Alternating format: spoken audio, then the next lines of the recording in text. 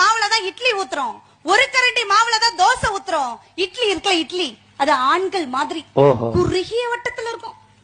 தனக்குன்னு சுயநலத்தோட வாழ்வீங்க. ஆனா தோசை இருக்குல்ல, தோசை அது பெண்கள் மாதிரி பரந்த மனப்பான்மை உள்ளவர்கள் பெண்கள். நடுவர்களே, ஆம்பளை மனசு இட்லி மாதிரி. அதாண்டா குத்தி குத்தி பாக்குற ஆளுக வெந்திருச்சான்னு. பொம்பளை மனசு தோசை மாதிரி. ஆமா நடுவர்களே, இட்லி எடுத்து பாரு, ரெண்டு பக்கம் வெள்ளையா இருக்கும், வெள்ளந்தியான மனசு. தோசை எடுத்து பாருங்க, ஒரு பக்கம் வெள்ளையா இருக்கும், ஒரு பக்கம் கருப்பா இருக்கும். அதுக்கு கேரக்டரை புரிஞ்சுக்கவே முடியாது. தோசை கடைசி வரைக்கும் ஒழுங்கா வராது, பிஞ்சுக்கிட்டே தான் போகும்.